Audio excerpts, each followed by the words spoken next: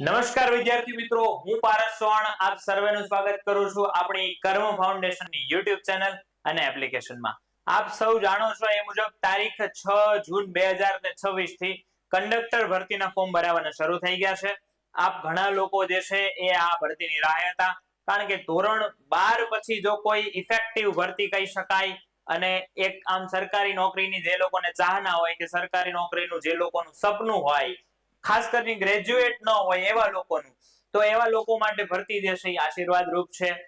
બીજો મુખ્ય ફાયદો આપણને એ મળશે કે જે મેરિટ બેઝ સિસ્ટમ હતી એ કાઢી નાખી છે, માટે હવે દરેક લોકો જે ફોર્મ ભરશે એ પરીક્ષા આપી શકવાના છે. એટલે આ સૌથી મોટા રાહતના સમાચાર છે.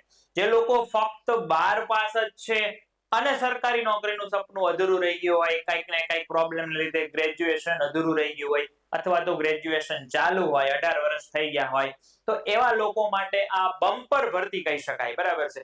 4300 કરતા વધુ જગ્યાની ભરતી એક જ ઝટકામાં લેવાય એ ગુજરાતના વિદ્યાર્થીઓ માટે એક મોટી ગિફ્ટ છે કહી શકાય. અને જ્યારે આવી ભરતી આપણા આંગણે આવીને ઊભી હોય તો આપણે તૈયારી એક એવા જુનૂન સાથે કરવી પડે, એક એવા ઉત્સાહ સાથે કરવી પડે કે 6, 8, 10 મહિનાની મહેનત કર્યા બાદ આપણને એનું રિઝલ્ટ જ્યારે મળે તો એનું ફળ આપણે લાઈફ ટાઈમ સુધી ખાઈ શકીએ. તો આ ભરતીની જ્યારે વાત કરીએ તો ડ્રાઈવરના કોટા અલગ છે કે ભાઈ અલગ અલગ પ્રકારના કંડક્ટરના કોટાની ભરતી અલગ છે. એકાબીજા લોકો એકાબીજામાં ફોર્મ ભરી શકવાના નથી. એટલે એ તો તમે જે ક્રાઇટેરિયા મુજબ ફોર્મ ભર્યું છે એ મુજબ તમે પરીક્ષા આપી શકવાના. એની કોઈ અત્યારે આપણે ચર્ચા કરવાની નથી. આજે આપણે ટુ ધ પોઈન્ટ જ જવાનું છે, કારણ કે સિલેબસ એટલો મોટો છે અને ખાસ કરીને જોવા જાવ તો મોટા સિલેબસ કરતા તે દરેક વિષયને જે છે એ માન આપવામાં આવ્યું છે. દરેક વિષયના વેઇટેજ છે નક્કી કરવામાં આવ્યો છે. મોટો સિલેબસ ન કહી શકાય પણ વિષયવાર છે એ કહી શકાય. આમ જોવા જાવ તો ડીપલી જે અત્યાર સુધીના પેપરો લેવાના એમાં ક્યારેય પૂછવામાં આવ્યું નથી, પણ આ વખતે આપણે જે છે અસમંજસમાં ન રહેવાય, કોઈ પણ પ્રકારની ગાફલતમાં ન રહેવાય, કારણ કે પેપરનું લેવલ ઉપર જઈ શકે. ઘણા બધા વિદ્યાર્થીઓ ફોર્મ ભરશે, ઘણા બધા પરીક્ષા આપશે અને ઘણા વિદ્યાર્થી મિત્રો એવા હશે કે જે કોન્સ્ટેબલની પરીક્ષામાં થોડા માર્ક્સથી લઈ ગયા હશે, તો એ લોકોને તો ઓલરેડી તૈયારી ઘણી બધી થઈ ગઈ છે, સીસીએ ની પરીક્ષા આપીને બેઠા હોય. તો આ વખતે તો બધા એક જ જે છે એ હોડીની અંદર સવાર થવાના છે. પહેલા તો કેવું હતું કે મેરિટ બેઝ સિસ્ટમ હતી. ધોરણ 10, 12 અને કોલેજના ગ્રેજ્યુએશનના ટકાવારી થઈ અને ચાયણો લાગી જતો, એટલે કે 35 થી 40,000 વિદ્યાર્થીઓ પરીક્ષા આપતા અને એમાંથી મેરિટ બેઝ જે છે એ પ્રવેશ આપણને મળતો નોકરીની અંદર. હવે મેઈન મોટી વસ્તુ શું થઈ ગઈ છે કે ધોરણ 12 માં કદાચ 48% વાળો હોય એ પણ એ જ ક્લાસરૂમમાં બેઠો હશે અને 85% વાળો હોય એ પણ એ જ ક્લાસરૂમમાં બેઠો છે. તો એક રીતે જોવા જઈએ તો થોડી કોમ્પિટિશનમાં વધારો જશે અને બીજી રીતે જો જોવા જઈએ તો ફાયદો કોને મળી રહેશે કે જેને ધોરણ 12 ની અંદર ઓછા ટકા હોય. ઓકે, હવે આપણે પોઈન્ટ ઉપર આવીએ અને અગત્યની ચર્ચાઓ. જે પોસ્ટર આપ જોઈ રહ્યા છો કે ભાઈ જીએસઆરટીસી નો સિલેબસ છે, 10 માર્કનું ગણિત છે, રીઝનિંગ છે, ત્યારબાદ 20 માર્કનું કોમ્પ્યુટર છે, ખાસ કરીને મોટું વેટેજ 30 માર્કનું જગ્યાને લગતું છે, 10 માર્કના વ્યાકરણ છે, જીએસઆરટીસી ના ભાડાના દાખલા 10 માર્કના છે.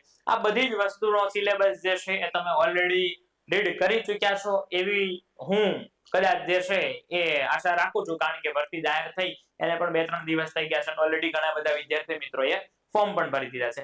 એટલે સિલેબસની ચર્ચા ફરી પાછા ક્યારેક બીજા વિડીયોમાં આપણે જોઈ લેશું. ઓકે, અત્યારે આપણે જોવાનું છે કમ્પ્યુટર વિષય કે જે મેઈન 20% વેટેજ ધરાવે છે. તમારા પેપરનું 20% વેટેજ આ કમ્પ્યુટર ધરાવે છે. અને કમ્પ્યુટર વિષયમાં સૌથી મોટી પ્રોબ્લેમ ગામડાના વિદ્યાર્થી મિત્રો કે છેવાડાના વિદ્યાર્થી મિત્રોને શું હોય તો કે સ્કૂલ લેવલે કમ્પ્યુટર એજ્યુકેશન મળ્યું ન હોય, અથવા તો એવા પ્રોફેશનલ ટેકનિકલ કોર્સ કર્યા ન હોય.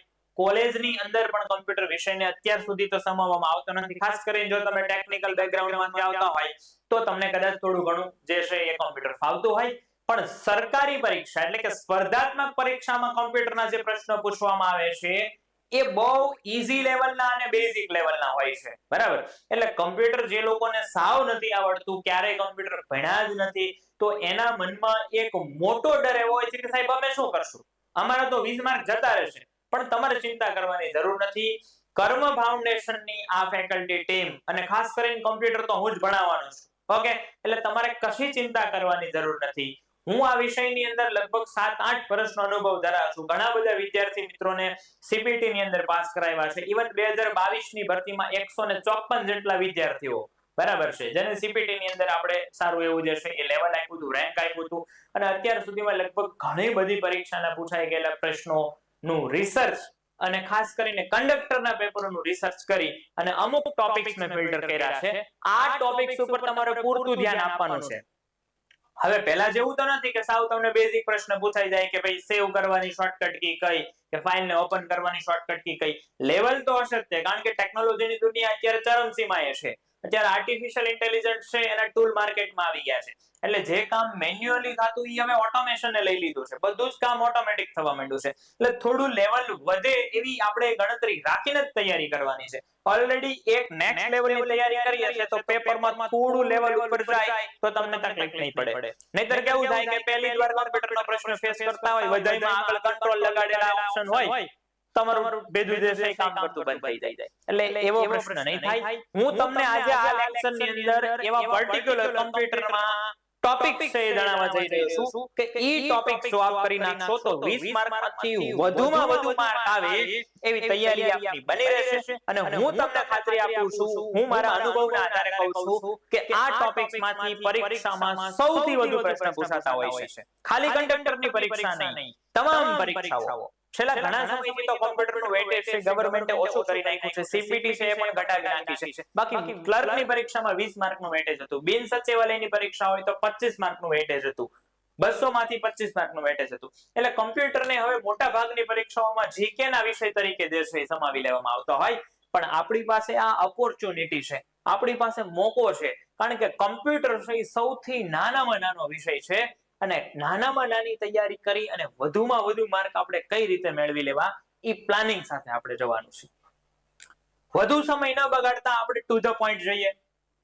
ટોપિક છે આપણો આજનો કે ભાઈ કમ્પ્યુટરની અંદર કયા એવા મુદ્દા છે અથવા તો કમ્પ્યુટરની અંદર કયા એવા પોઈન્ટ્સ છે, કયા એવા ચેપ્ટર્સ છે, કયા એવા સિલેબસના અગત્યના ભાગો છે કે જેની અંદરથી પેપરમાં સૌથી વધુ પ્રશ્નો પડવાની સંભાવના છે. એવા મુદ્દા હું તમારી સમક્ષ રજૂ કરું છું, લઈને આવ્યો છું. હું આશા રાખું છું કે આ મુદ્દા છે તમે સૌથી પહેલા તૈયાર કરશો અને આ મુદ્દાઓના લેક્ચર કે પરીક્ષામાં પૂછાઈ ગયેલા પ્રશ્નો હોય અથવા તો કન્ફ્યુઝન પોઈન્ટ હોય એ સમયાંતરે આપણે આપણી YouTube ચેનલની અંદર અને એપ્લિકેશનની અંદર અપલોડ કરતા રહેશું. માટે કર્મ ફાઉન્ડેશનની YouTube ચેનલને જો ફોલો ન કરી હોય તો ફોલો કરી લેજો. આ વિડીયોની લિંક અને આ વિડીયો તમારા મિત્ર દોસ્તારો કે જે કંડક્ટરની તૈયારી કરે છે એમના સુધી પણ મોકલી દેજો, જેથી કરીને એમને પણ આ વસ્તુ જે છે એનો લાભ મળી જાય. કોઈકને મદદ કરશું તો આપણી મદદ ઓટોમેટિકલી ઉપરવાળો કરશે. હા, આ એક નિયમ છે.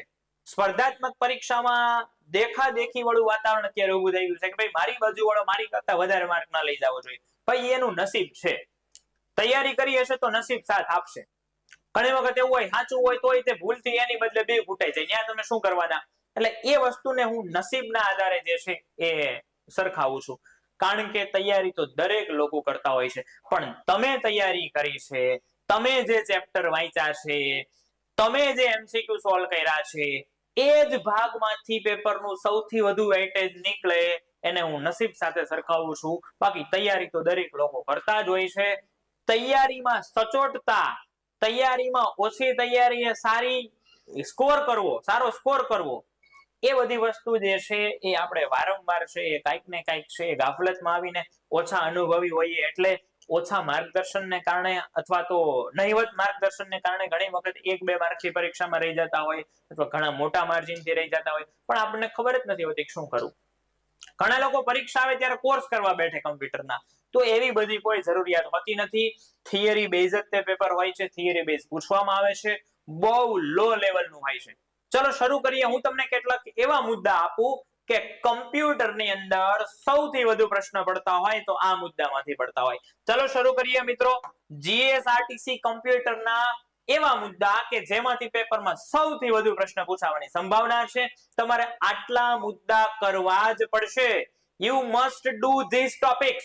તમારે આ મુદ્દા કરવા પડશે જો સારો સ્કોર કરવો હોય, કારણ કે 20% વેઇટેજ છે તો 20 માંથી 18 માર્ક લાવી નાખશો તો કદાચ ગણિતમાં કાચા હશો, ઇતિહાસમાં કાચા હશો, જીકે માં કાચા હશો, આ માર્ક જે છે એ તમારા બીજા જે સબ્જેક્ટમાં માર્ક કપાણા છે એનું ભરપાઈ છે કરી દેવાનું છે. ઓકે, ચલો જોઈએ જીએસઆરટીસી કંડક્ટર ની 2026 ની ભરતીની અંદર કમ્પ્યુટર વિષયના આ મુદ્દા જો તમે કરશો તો સૌથી વધુ પ્રશ્ન પડવાની સંભાવના છે.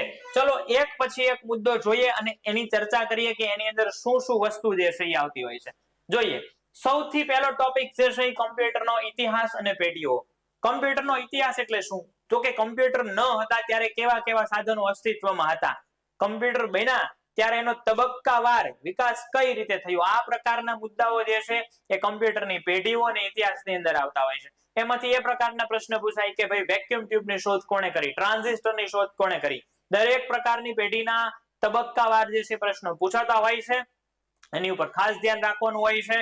કઈ પેઢીમાં કમ્પ્યુટર કયા પ્રકારની લેંગ્વેજીસમાં કામ કરતા, આ બધા પ્રશ્નો જે છે એ રિપીટેડલી વારંવાર લગભગ મારા એનાલિસિસ મુજબ હું કહું તો પેઢીઓમાંથી પ્રશ્ન એક ના એક જે 4-5 પ્રશ્નો છે 7-8 વાર પૂછાઈ ગયા છે છેલ્લા 5-7 વર્ષની અંદર, બધા અલગ અલગ પેપરની વાત કરીએ તો. એટલે 600 થી 700 એમસીક્યુ પર્ટિક્યુલર જૂની પરીક્ષાને તમે કરી નાખો તો પણ આમનો બેઠા જ પ્રશ્નો છે આવતા હોય છે. તમે ફક્ત જૂના પેપરો નથી જોતા, એ તમે ભૂલ કરો છો. કમ્પ્યુટર જેવા નાના વિષયની અંદર જૂના પેપરોના એનાલિસિસને આધારે ચાલવાનું હોય અને મોટા ભાગની વસ્તુ એવી હોય છે કે જે જૂના પેપરોમાંથી રિપીટેડલી પ્રશ્ન એ લોકો મૂકતા હોય અથવા તો એને આજુબાજુના પ્રશ્ન મૂકતા હોય. આ વખતે શોર્ટકટ કી છે એ ઓપન કરવાની મૂકી તો આ વખતે છે એ સેવ એઝ ની શોર્ટકટ કી મૂકે, ક્યારેક ઇન્ડેન્ટેશન ની મૂકી તો ક્યારેક છે અલાઇનમેન્ટ ની મૂકે. એટલે બાજુબાજુના પ્રશ્ન 360 ડિગ્રી જે છે કવર કરી લો એટલે થઈ જતું હોય છે. ઓકે, તો પહેલો ટોપિક કમ્પ્યુટરનો ઇતિહાસ અને પેઢીઓ. ત્યારબાદ આવે છે કમ્પ્યુટરના પ્રકાર. અલગ અલગ પ્રકારના કમ્પ્યુટર હોય છે, દાખલા તરીકે mini computer, micro computer, super computer જે છે એવા બધા પ્રશ્નો છે પૂછાતા હોય. સુપર કમ્પ્યુટરને લઈને એવા પ્રશ્ન પૂછાતા હોય ભારતનું સૌપ્રથમ સુપર કમ્પ્યુટર કયું હતું, સૌથી ઝડપી કમ્પ્યુટરને લઈને પ્રશ્ન પૂછાતા હોય, બરાબર છે કે ભાઈ ફલાણી સિરીઝનું સૌથી પ્રથમ કમ્પ્યુટર, પરમ સિરીઝનું પ્રથમ કમ્પ્યુટર કયું. આવા બધા બેઝિક પ્રશ્ન પૂછાતા હોય, તમે ગોખી નાખો તો પણ થઈ જાય, બરાબર. એટલે આ કોઈ પ્રેક્ટિકલ વસ્તુ જ નથી. ત્યારબાદ આવે છે કમ્પ્યુટરના હાર્ડવેર અને સોફ્ટવેર ડિવાઇસ. આ ધોરણ 3 અને 4 ના સિલેબસમાં હોય છે કે કમ્પ્યુટર બે ભાગોનું બનેલું હોય છે. અડી શકાય એવા ભાગોને હાર્ડવેર કહી શકાય, ન અડી શકાય એવા ભાગોને સોફ્ટવેર કહી શકાય, અથવા તો ફક્ત જોઈ શકાય એવા ભાગોને સોફ્ટવેર કહી શકાય. સોફ્ટવેરના નામ આવતા હોય, પ્રકારો આવતા હોય, બરાબર છે. તો આ બધી વસ્તુ જે છે એ કહી શકો તમે. ઇનપુટ અને આઉટપુટ. ઇનપુટ અને આઉટપુટ ડિવાઇસમાંથી પણ સૌથી વધુ પ્રશ્ન પૂછાતા હોય. નીચેનામાંથી કયું ડિવાઇસ છે ઇનપુટ ડિવાઇસ છે, કયું ડિવાઇસ છે આઉટપુટ ડિવાઇસ છે. બધાના ફૂલ ફોર્મ પૂછાતા હોય. દાખલા તરીકે એલઈડી નું ફૂલ ફોર્મ પૂછાય, એલસીડી નું ફૂલ ફોર્મ પૂછાય, સીઆરટી મોનિટર નું ફૂલ ફોર્મ પૂછાય. આવા બધા પ્રશ્નો જે છે એ વારંવાર પરીક્ષામાં પૂછાતા હોય, બરાબર છે.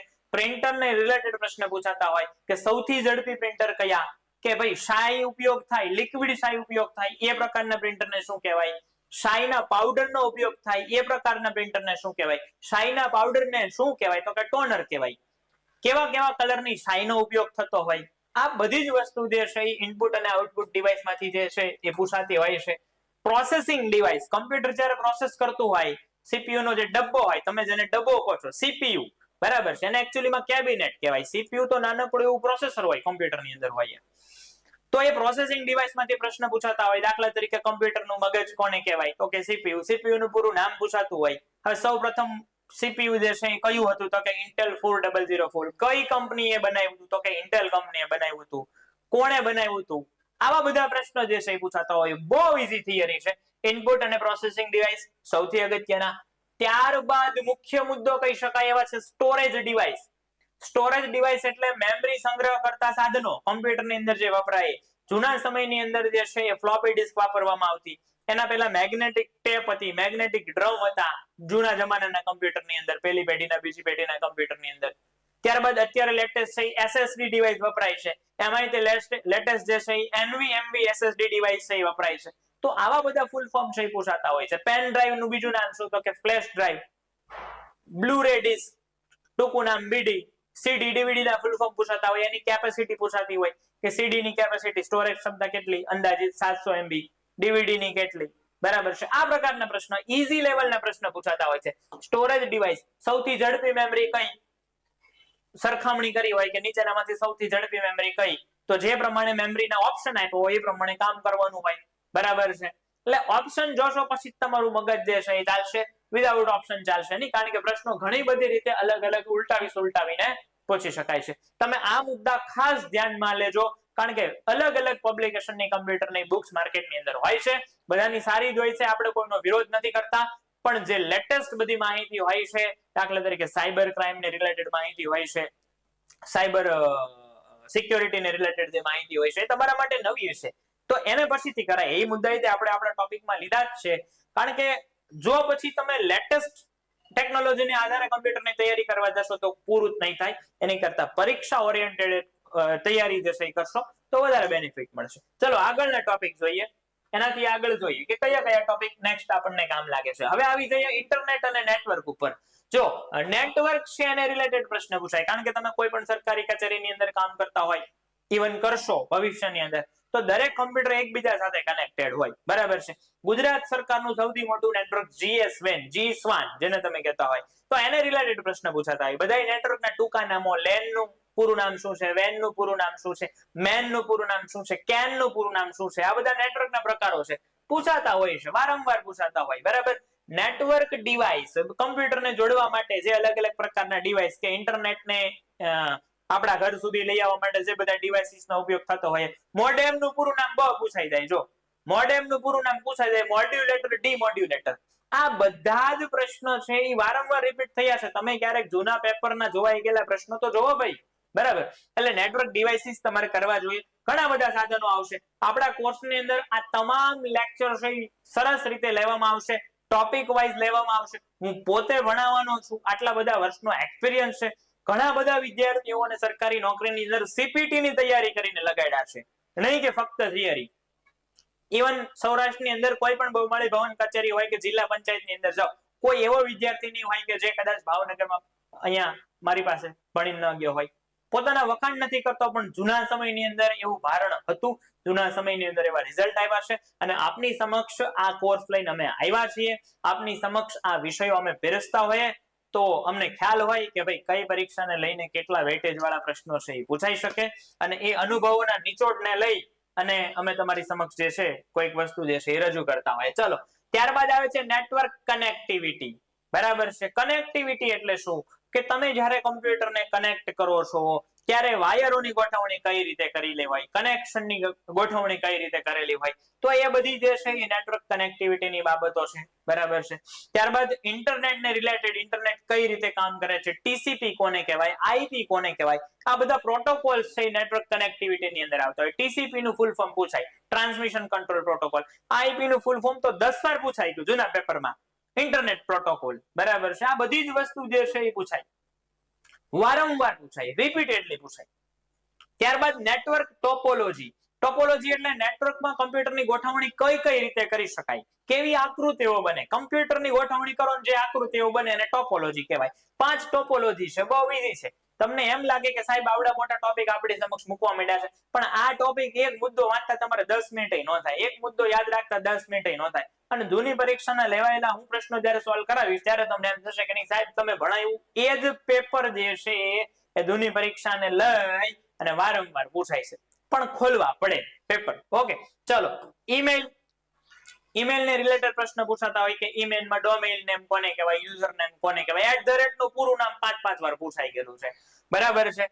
ઇન્ટરનેટ ને રિલેટેડ પ્રશ્ન પૂછાતા હોય કે ભાઈ ઇન્ટરનેટ જે છે એ સૌથી પહેલા કયા દેશની અંદર જે છે વિઝિબલ થયું હતું, કેવા પ્રકારનું નેટવર્ક હતું, તો કે ARPANET નું ફૂલ ફોર્મ જે છે એ પૂછાતું હોય, કઈ સંસ્થા દ્વારા જે છે અસ્તિત્વમાં આવ્યું હતું, સૌપ્રથમ ઉપયોગ ક્યાં થયો હતો, ને આવા બેઝિક પ્રશ્ન જે છે એ પૂછાતા હોય. ઇન્ટરનેટની વ્યાખ્યાઓ પૂછાતી હોય, વાયરસને લઈને પ્રશ્ન પૂછાતા હોય, વાયરસના પ્રકાર, સૌપ્રથમ વાયરસ કયો હતો અને કયા દેશમાં બન્યો હતો, આ બધું બેઝિક તમારે વાંચવાનું રહેતું હોય છે. વાયરસના પ્રકાર પૂછાય, બરાબર, કે ભાઈ ટ્રોજન હોર્સ કોને કહેવાય, ને એવા બધા ટ્રોજન હોર્સ એટલે શું, આ બધા જ વાયરસ જે છે એ તમે વાંચવા બેઠો તો 2 પાનાની અંદર આવી જાય, બરાબર. વાયરસને લઈને લેટેસ્ટ માહિતી, કરંટ અફેરની કોઈ તાજેતરમાં ધૂમ મચાવ્યો એવો વાયરસ હોય તો એ ફક્ત કરંટ અફેરના મુદ્દા તરીકે યાદ રાખવાની હોય. ત્યારબાદ આવે છે સાયબર સિક્યોરિટી. અત્યારે સૌથી અગત્યના મુદ્દા હોય તો આ, કારણ કે તમે વારંવાર ન્યૂઝપેપરમાં વાંચતા હોય, ઇન્સ્ટાગ્રામમાં રીલ સ્ક્રોલ કરતા જોતા હોય, સમાચારની અંદર જોતા હોય કે ફલાણી જગ્યાએ સાયબર સિક્યોરિટી ના ઇસ્યુ આવ્યા કે સિક્યોરિટી ક્રેક થઈને આટલો ડેટા ચોરાણો અને આટલી ફાઇલો ચોરાણી આમ થયું ફલાણું થયું સર્વર હેક થયું. તો સાયબર સિક્યોરિટી જે છે એ મહત્વનો મુદ્દો છે. એની વ્યાખ્યાઓ જોશું. સાયબર સિક્યોરિટીને લઈને કયા કયા પ્રશ્નો પૂછાઈ શકે એ બી જોશું. ઇન્ટરનેટની બધી વ્યાખ્યાઓ, ઈ કોમર્સ કોને કહેવાય, એમ કોમર્સ કોને કહેવાય, તમે ઇન્ટરનેટના આધારે ખરીદી કરો છો તો ઈ કોમર્સ, ઈ ગવર્નન્સ કોને કહેવાય, ઇન્ટરનેટને રિલેટેડ જે બધી યોજનાઓ અમલમાં લાવે છે સરકાર એને ઈ ગવર્નન્સ કહેવાય. એવું બધું બેઝિક વ્યાખ્યાઓ હોય છે. આની અંદર પ્રેક્ટિકલ ને રિલેટેડ પ્રશ્નો ફક્ત MS ઓફિસ માંથી પૂછવામાં આવે છે. અને MS ઓફિસ આપણે પ્રેક્ટિકલ ભણાવશું, લાઈવ ભણાવશું. જે લોકો ઘરે બેઠા કદાચ એ લોકોએ કોઈ ટેકનિકલ કોર્સ નહીં કર્યા હોય તો લાઈવ એવું ભણાવશું આપણે કે તમારે કોઈ એવા બેઝિક કોર્સ કરવાની જરૂરત નહીં પડે. તમે ઘરે બેઠા શીખી જશો. બરાબર. અને ખાસ કરીને આમાં કમ્પ્યુટરના પ્રમાણપત્રોની તો જરૂરિયાત હોય છે. ઘરે બેઠા કોર્સ થઈ જશે તમારે. બરાબર. એક કાંકરે બે પક્ષી મરી જશે. સૌથી અગત્યનું છે ત્યારબાદ વેબ ટેકનોલોજી. વેબ ટેકનોલોજીની અંદર જે બધી લેંગ્વેજીસ હોય એના ફૂલ ફોર્મ આવે. વેબ ટેકનોલોજી તો બહુ મોટું છે પણ હું તમને ટૂંકમાં સમજાવું તો જે HTML બરાબર છે, હાઇપર ટેક્સ્ટ માર્કઅપ લેંગ્વેજ, બધી ભાષાઓમાં અલગ અલગ પ્રકારના શોર્ટ ફોર્મ ફૂલ ફોર્મ રહેતા હોય તો એને રિલેટેડ બાબતો પૂછાતી હોય. HTML ની શોધ કોણે કરી હતી, C પ્રોગ્રામિંગ લેંગ્વેજ ની શોધ કોણે કરી હતી, ફોર્ટ્રાન લેંગ્વેજ કોને કહેવાય. બરાબર. આ પ્રકારના પ્રશ્નો પૂછાયેલા છે. તમારે જોવું હોય તો જોઈ લેવાનું. ઓકે. શોર્ટ ફોર્મ અને ફૂલ ફોર્મ ખાસ કરીને કોમ્પ્યુટર ટેકનિકલ વિષય છે એટલે એમાં મોટા મોટા ડિવાઇસોના નામ ન બોલાય. Modem, modulator, demodulator, LCD, liquid crystal display, LED, light emitting diode. Short form બોલવાની આપણને આદત પડી ગઈ છે અત્યારે તો શોર્ટ ફોર્મ ફૂલ ફોર્મ પણ પૂછાય છે. LED ના અને LCD ના તો વારંવાર પૂછાય છે. સાયબર ક્રાઇમ ને રિલેટેડ માહિતી. સાયબર ક્રાઇમ ના ગુના અવારનવાર બનતા હોય છે. બરાબર છે. કોઈને ડિજિટલ એરેસ્ટ કર્યા કે કોઈને ફિશિંગ માં ફસાવ્યા.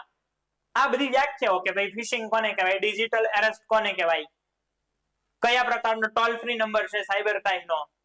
આ પ્રકારનો એક ટોપા વાળો વ્યક્તિ જે છે દેખાય જ્યારે સાયબર ક્રાઇમ ના ગુનાઓ થાય ત્યારે. બરાબર છે. તો ક્રેકર કોને કહેવાય, હેકર કોને કહેવાય, આ બધી વસ્તુ જે છે એ સાયબર ક્રાઇમ ની અંદર આવતી હોય, સાયબર સિક્યોરિટી ની અંદર આવતી હોય. મહત્વનો મુદ્દો કહી શકાય એવો ઓપરેટિંગ સિસ્ટમ. ઓપરેટિંગ સિસ્ટમ માંથી પ્રશ્નો પડતા હોય કે ભાઈ અત્યારે લેટેસ્ટ કઈ ઓપરેટિંગ સિસ્ટમ ચાલે છે, સૌ પ્રથમ ઓપરેટિંગ સિસ્ટમ કઈ હતી, કઈ ઓપરેટિંગ સિસ્ટમ છે એ ઓપન સોર્સ છે, કઈ ઓપરેટિંગ સિસ્ટમ છે એ લાયસન્સ વર્ઝન છે અથવા તો પ્રોપ્રાઇટર સોફ્ટવેર છે. અત્યારે તમને મોટા ભાગે ખ્યાલ હોય તો મોટા ભાગના કમ્પ્યુટરની અંદર વિન્ડોઝ ઓપરેટિંગ સિસ્ટમ ચાલે છે. કયું લેટેસ્ટ વર્ઝન છે તો કે વિન્ડોઝ 11 અત્યારે ચાલે છે. લિનક્સ જે છે તો એ લિનક્સ ને રિલેટેડ અલગ અલગ પ્રકારના લિનક્સ ના જે ટાઇપ્સ પ્રકાર હોય. બરાબર છે. મેકિન્ટોશ એપલ કમ્પ્યુટર આવે છે, અંદર મેકિન્ટોશ મેક ઓપરેટિંગ સિસ્ટમ આવે છે. તો આવા બધા બેઝિક પ્રશ્નો પૂછાતા હોય. ઓપરેટિંગ સિસ્ટમ માંથી કેટલાક સોફ્ટવેર, એસેસરીઝ ના સોફ્ટવેર કે ભાઈ નીચેનામાંથી કયું સોફ્ટવેર છે એને મોટું કરી શકાય, મેક્સિમાઇઝ કરી શકાય, ન કરી શકાય, આવા પ્રશ્ન પૂછાતા હોય છે. નીચેનામાંથી કયું એસેસરીઝ નું ટૂલ છે નથી. વિન્ડોઝ એક્સપ્લોરર એટલે કે ફાઇલ મેનેજર ને ઓપન કરવાની શોર્ટકટ કી કઈ. કંટ્રોલ પેનલ ની અંદર નીચેનામાંથી કયો વિભાગ જોવા મળે છે. માઉસ ની ક્લિક બદલાવવા માટે નીચેનામાંથી કયો રસ્તો પસંદ કરશો. રન વિન્ડો ની શોર્ટકટ કી કઈ. આ બધી જ વસ્તુ પ્રેક્ટિકલ આપણે ભણાવશું. બરાબર ને. એમાંથી જ મોટા ભાગના પ્રશ્નો પૂછાવાની સંભાવના હશે. અહીંયાથી બધા પ્રેક્ટિકલ ટોપિક્સ છે ચાલુ થાય છે. એટલે તમારા મનની અંદર કમ્પ્યુટરનો જો ખોટો હાવ એક ઊભો થઈ ગયો હોય તો એને કાઢી નાખજો. તમને પૂરેપૂરી કેપેસિટી સાથે તૈયારી કરાવવાની અમારી ગણતરી છે. અને ખાસ કરીને કમ્પ્યુટર વિષયમાં મેક્સિમમ માર્ક કવર થાય એવું અમે જોશું. કારણ કે મુખ્ય વિષય કહી શકાય. અને જ્યારે વાત મુખ્ય વિષયની હોય ત્યારે આપણે ગાફલતમાં ન રહેવાય. કારણ કે 20% વેટેજ છે. તમને તારે તો ઈ તારે ને મારે તો ઈ તારે. કમ્પ્યુટર વિષય જે લોકોને પાવરફુલ હશે અથવા તો જેનું કમ્પ્યુટર બેકગ્રાઉન્ડ હશે ને 20% પ્રશ્નોની તો કોઈ ચિંતા કરવાની જરૂર જ નથી. પણ જેને ન હોય એને કરી લેવો જોઈએ. કારણ કે સમય છે. પાણી પેલા પાળ બાંધી લેવાય. ઓકે દોસ્તો, ચલો એનાથી આગળ વાત કરીએ. બસ હવે થોડાક જ ટોપિક્સ બાકી રહ્યા છે. ત્યારબાદ વિશ્વવિખ્યાત આઈટી કંપની અને તેના મુખ્ય પદાધિકારીઓ.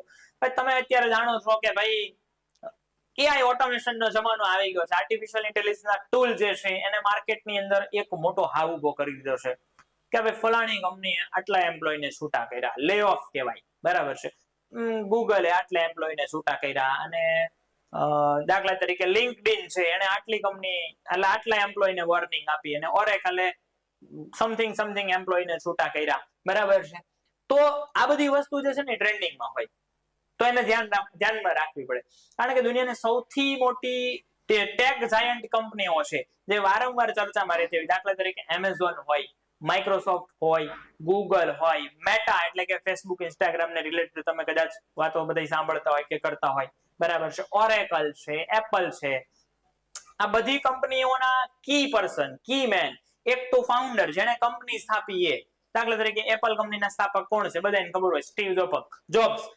માઇક્રોસોફ્ટ કંપનીના સ્થાપક કોણ છે? બધાને ખબર હોય, બિલ ગેટ્સ. પણ સીઈઓ, હાલમાં સીઈઓ કોણ છે એની ઉપર પણ એક નજર આપણે મારી દેવા એટલે વાંધો ન આવે. દાખલા તરીકે માઇક્રોસોફ્ટના સીઈઓ અત્યારે સત્ય નાદેલ છે, ભારતીય મૂળના છે, પૂછાઈ શકે. ગૂગલના સીઈઓ કોણ છે? તો કે સુંદર પિચાઈ છે. આ સુંદર પિચાઈના પ્રશ્ન 2018-19 માં લગભગ કેટલી બધી પરીક્ષામાં પૂછાઈ ગયા, ત્યારે સુંદર પિચાઈ નવા સીઈઓ બન્યા હતા. કારણ કે ભારતને પોતાનું ગૌરવ હોય, સમજ્યા? ભારતનો વ્યક્તિ બહાર જઈને કંઈક કરે ને પછી એની વેલ્યુ થાય, અહીંયા હોય ત્યારે વેલ્યુ ન થાય. એટલે આ બધી વસ્તુ જે છે એ કરવાની.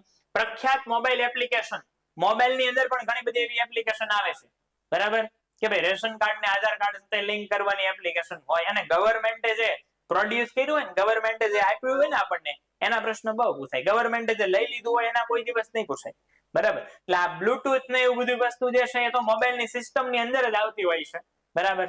પણ ઘણી બધી એવી સરકારી એપ્લિકેશનો છે, દાખલા તરીકે માય રેશન એપ, ફલાણું ઢીકણું વોટેવર, આ બધું પૂછાતું હોય છે, બરાબર. પછી મોબાઈલમાંથી એવો પણ પ્રશ્ન પૂછાય કે ભાઈ પાસવર્ડ છે તો પાસવર્ડ કેવો હોવો જોઈએ, એના 2-4 મુદ્દા હોય, એમાંથી જે સાચા વિધાન હોય ટીક કરવાનો હોય, પહેલું ને બીજું સાચું છે, બીજું ને ત્રીજું સાચું છે, કે ભાઈ પાસવર્ડમાં કેવા પ્રકારનો ડેટા જે છે વેલિડ ગણાય, કે ભાઈ ટેક્સ્ટ મૂકવું જોઈએ, સિમ્બલ મૂકવા જોઈએ, પાસવર્ડ ઓછામાં ઓછો કેટલા આંકડાનો હોવો જોઈએ, બરાબર. આ બધી જ પ્રશ્નો. પિન કોને કહેવાય, પિન નું પૂરું નામ પૂછાય, બરાબર છે. માઇક્રોસોફ્ટ ઓફિસ, સૌથી વધુ તકલીફ તમને પડતી હોય તો એમએસ ઓફિસ ની શોર્ટકટ કી ની અંદર એ બધી જ કરાવશું, બધી જ યાદ રખાવશું. કારણ કે વર્ડ, એક્સેલ અને પાવર પોઈન્ટમાં જેને તમે પ્રેક્ટિકલ માનો છો એ પ્રેક્ટિકલ ને હું એવી રીતે ભણાવીશ કે તમારે ગોખાઈ જશે આખું. એમએસ ઓફિસ ની અંદર મુખ્ય 4 સોફ્ટવેર પૂછવામાં આવતા હોય, વર્ડ, એક્સેલ અને પાવર પોઈન્ટ. આમ તો 3 જ છે. આઉટલુક ની અંદર જેને તે બહુ ઓછું પૂછાતું હોય, પણ વર્ડ, એક્સેલ અને પાવર પોઈન્ટ નું મહત્વ સૌથી વધુ હોય, અને એમાં બી વર્ડ નું મહત્વ સૌથી વધુ હોય. ફેક્ટ બેઝ ડેટા હોય છે, પ્રેક્ટિકલ કાઈ નથી પૂછાતું. ફેક્ટ બેઝ ડેટા, કે ભાઈ એમએસ વર્ડ તમે ચાલુ કરો તો એમએસ વર્ડ ની ફાઇલ નું ડિફોલ્ટ નામ, એટલે કે ફાઇલ ઓપન થાય છે ત્યારે શું લખેલું હોય છે મથાળામાં, ટાઇટલ બારમાં, તો એમએસ વર્ડ ની ફાઇલ જે છે, દાખલા તરીકે એમએસ વર્ડ ની ફાઇલ, એનું નામ હોય છે ડોક્યુમેન્ટ. તમે ક્યારેક નજર મારી હોય કમ્પ્યુટરમાં તો ખબર પડે ને. એક્સેલ ની ફાઇલ નું ડિફોલ્ટ નામ શું હોય? આવા જ બધા પ્રશ્ન પૂછાય છે. તો કે એક્સેલ ની ફાઇલ નું નામ બુક હોય, પાછળ એકડો બગડો તગડો સિક્વન્સમાં લાગતા હોય છે. પાવર પોઈન્ટ ની ફાઇલ નું નામ શું હોય? તો કે પ્રેઝન્ટેશન હોય છે, પ્રેઝન્ટેશન. અરે આવા બધા લલ્લુ પપ્પુ જેવા જ પ્રશ્ન જે છે એ જૂની પરીક્ષામાં પૂછાયેલા છે. તમારે નજર મારી લેવાની છૂટી, હું અહીંયાથી કઈ નથી કહેતો, તમે જોજો એટલે તમને ખ્યાલ આવશે. પણ ટોપિક સમજી અને તમે કોઈ કુંડાળા કરો છો તો કુંડાળા ખોટા પડવાના ચાન્સીસ છે એ મિનિમમમાં મિનિમમ થઈ જાય. ઓકે, એટલે આ બધા પ્રશ્નો જે છે એનું સમાધાન થઈ જશે. આપણે એમએસ ઓફિસ છે એ તો તદ્દન પ્રેક્ટિકલ ધોરણે જ ભણાવવાના છે, એટલે ઓલમોસ્ટ તમારા જે કોઈ કન્ફ્યુઝન છે એ ક્લિયર કરી દેશું. ત્યારબાદ આગળના ટોપિક છે જોઈએ મલ્ટીમીડિયા. અત્યારે બધી જે સિસ્ટમ છે મલ્ટીમીડિયા સિસ્ટમ થઈ ગઈ. જૂના સમયની અંદર કીપેડ વાળા ફોન હતા, ફોટોગ્રાફ્સ નહોતા, કોઈ પણ પ્રકારના વિડીયોગ્રાફી જે છે એમાં ન થઈ શકતી, ફોટોગ્રાફી ન થઈ શકતી, વિડીયો પ્લે ન થઈ શકતા. અત્યારે બધા પાસે સ્માર્ટફોન છે, મલ્ટીમીડિયાનો જમાનો છે, તો એ મલ્ટીમીડિયાના ફેક્ટર્સ વિશે પૂછવામાં આવે છે. મલ્ટીમીડિયા એટલે શું? મલ્ટીમીડિયા એટલે મીડિયાના માધ્યમો કે જેની મદદથી ડેટાની આપ-લે થઈ શકે. દાખલા તરીકે ટેક્સ્ટ હોય, ઓડિયો હોય, વિડીયો હોય, એનિમેશન હોય, ગ્રાફિક્સ હોય, આ બધા મલ્ટીમીડિયાના પ્રકારો.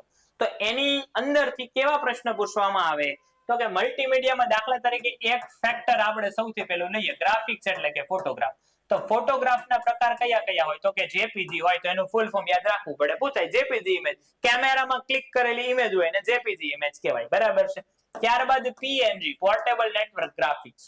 આ બધા પ્રશ્ન પૂછાતા હોય, બરાબર.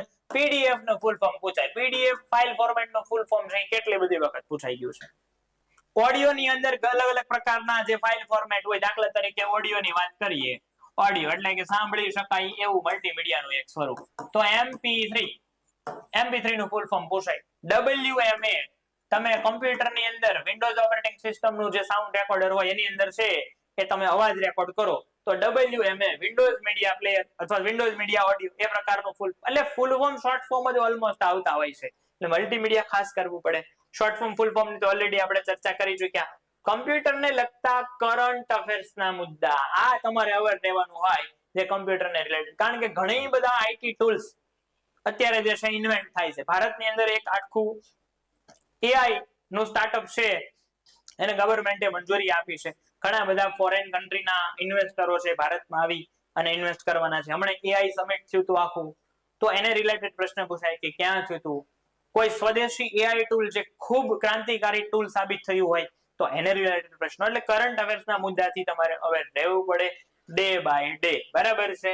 જૂની તમામ પરીક્ષામાં પૂછાઈ ગયેલા કમ્પ્યુટરના પ્રશ્નો આ તમારી માટે બ્રહ્માસ્ત્ર છે. આ તમારું બ્રહ્માસ્ત્ર છે. કંડક્ટરના જૂના પેપરને આધારે તમને કમ્પ્યુટરનું લેવલ ખબર પડશે. પેપર તમે જોશો એટલે લેવલ ખબર પડશે કે ભાઈ કેવા કેવા પૂછાઈ શકે છે.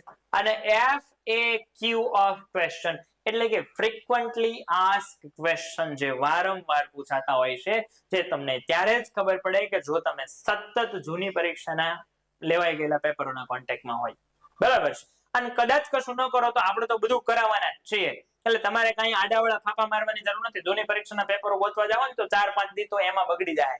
બરાબર. એમાં પછી પેપર ફિલ્ટર કરવા જાવ, પ્રશ્ન ફિલ્ટર કરવા જાવ, અમારી પાસે બધું છે ઓલરેડી. અમે કરાવવાના જ છીએ ને કરાવવા જ બેઠા છે. બરાબર. ટૂંક સમયમાં આપણો કર્મ ફાઉન્ડેશનની એપ્લિકેશનની અંદર કોર્સ લોન્ચ થઈ જશે.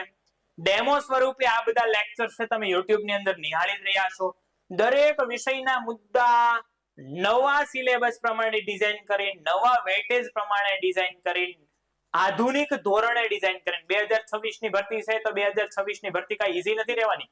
માર્કેટની અંદર ઘણા લોકો 2023 કે 24 ની જે ભરતી આવી તેના કોર્સ વેચવા માંડ્યા છે, જૂના રેકોર્ડેડ કોર્સ. બરાબર છે.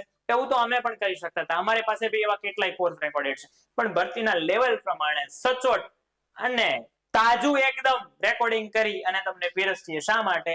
તો કે તમે લેટેસ્ટ જે એડિશન છે એનાથી નજીક રહો, કોઈ લેટેસ્ટ રિસર્ચ વાળી જે માહિતી છે એનાથી જે છે તમે નજીક રહો. એટલે આ બધા મુદ્દા છે પરીક્ષાની અંદર પૂછાતા હોય છે. આવા દરેક વિષયોના જે કોઈ ટોપિક છે અમે આપની સમક્ષ લાવતા રહીશું. આ વિડીયો તો ફક્ત કમ્પ્યુટરનો પ્રથમ એટલા માટે આપણે મૂક્યો કે ભાઈ 20% વેટેજ છે. ઓકે, તો આ બધા મુદ્દા ખાસ ધ્યાનથી તમે જોઈ લેજો, તમારી બુક્સની અંદર નોંધ કરી લેજો. જો ઓલરેડી પુસ્તક વાંચતા હોય તો એની અંદર ટિક માર્ક કરી લેજો. ચેપ્ટર્સ વિશે પણ આ બાબતે ખાસ જોજો કે અલગ અલગ પ્રકારના મુદ્દા હોય છે, એમાંથી આ મુદ્દા સૌથી પહેલા કરવા, ત્યારબાદ એના પૂછાઈ ગયેલા MCQ કરવા, જાતે MCQ બનાવવાની ટ્રાય કરવાની. દરેક ફૂલ ફોર્મ જે તમે વાંચતા હોય ત્યારે અંડરલાઈન કરી નાખવી. એવા 100 થી 125 ફૂલ ફોર્મ કમ્પ્યુટરની અંદર આપણે તારવા છે, એ બી તમને આપશું આપણે. બરાબર. એટલે અમે બધી વસ્તુ દેવા જ બેઠા છીએ. તમે કેટલું લઈ શકો છો એ તમારા હાથમાં છે હવે. ઓકે, આવી સરસ રીતે તૈયારી કરવા માટે અમારી સાથે જોડાયેલા રહો. કર્મ ફાઉન્ડેશનની YouTube ચેનલ ઉપર કર્મ ફાઉન્ડેશનની એપ્લિકેશન જે છે KCI કરીને આપણને પ્લે સ્ટોરમાં મળી જશે. આપણી એપ્લિકેશન નામ છે KCI કર્મ ફાઉન્ડેશન. ઓકે, તમને મળી જશે. આપણી એપ્લિકેશન છે પ્લે સ્ટોરમાંથી તમે ડાઉનલોડ કરો. ત્યાં પણ રેકોર્ડેડ લેક્ચર છે મૂક્યા છે. અંગ્રેજીના અનિરુદ્ધ સરના લેક્ચર છે આપણે અપલોડ કરી દીધા છે. અને જેમ જેમ આપણે આગળ દરેક વિષયો જે છે ભણાવતા જવાના છે એમ ડેમો સ્વરૂપના લેક્ચર છે મૂકતા જશું. ટૂંક જ સમયમાં અમે આપણો કોર્સ જે અત્યારે ઓલરેડી રેકોર્ડિંગ શરૂ થઈ ગયું છે ઘણા બધા વિષયોનું, એ આપની સમક્ષ મૂકવાના છીએ. કંડક્ટર 2026 ની ભરતી તમારા અને તમારા મા બાપ માટે એક સપનું છે એવું ધ્યાનમાં રાખીને ચાલજો. અને આ સપનું પૂરું કરવા માટે મિત્રો દિવસ રાત એક કરી દેજો, કારણ કે તમારું 1 વર્ષ તમારા આખા પરિવારની જિંદગી છે એ બદલી શકે છે. અને આ જિંદગી બદલવી હોય તો એનું માધ્યમ ભગવાને તમને બનાવ્યા છે એટલું યાદ રાખજો. ભાઈ હોય કે બહેન, હવે પહેલા તો એવું નથી કે બહેનો આઉટ ઓફ સિટી જઈને નોકરી ના કરી શકે કે પર્ટિક્યુલર નોકરી ન કરી શકે. અમારા જૂના વિદ્યાર્થીઓ બનાસકાંઠા થરાદ ડેપોમાં છે, અમારા જૂના વિદ્યાર્થીઓ મુન્દ્રા ડેપોમાં છે, અમારા જૂના વિદ્યાર્થીઓ સાબરકાંઠાની અંદર છે, અરવલ્લી મોડાસા ડેપોની અંદર છે. બધી જ જગ્યાએ જૂના વિદ્યાર્થીઓ નોકરી કરે છે, બહેનો પણ નોકરી કરે છે. બરાબર છે. હમણાં જ અમારે લાગેલા બધા ભાઈઓ કંડક્ટર ભાઈઓ છે એ તળાજાથી લઈ અને સ્ટેચ્યુ ઓફ યુનિટીની બસમાં અમે જતા હતા તો ભેગા થઈ. એટલે જૂના વિદ્યાર્થીઓ આપણને મળે એટલે આનંદ થાય કે ભાઈ નહીં, આપણે જે મહેનત કરી હતી એ સફળ થઈ. એમ ભવિષ્યમાં અમે ક્યારેક જે છે એ તમે સફળ થાવ અને એસટી બસમાં અમે સફર કરતા હોય અને તમને મળો એવી અમારી આશા હોય. ઓકે, માટે આવી જ રીતે કન્ટિન્યુટીથી તૈયારી કરવા માટે અમારી ચેનલ સાથે જોડાઈ રહેજો. આપના મિત્રો સુધી આ વિડીયો શેર કરી દેજો. આ વિડીયોને સેવ કરીને રાખજો, એટલે કમ્પ્યુટરને રિલેટેડ કોઈ પણ બાબત હોય તો ચોક્કસ પ્રકારની માહિતી આપણી પાસે ઓલરેડી પડી હોય અને ગોતવા ન જવી પડે. વધુ માહિતી માટે જોડાયેલા રહો. જય હિન્દ, જય ભારત, વંદે માતરમ.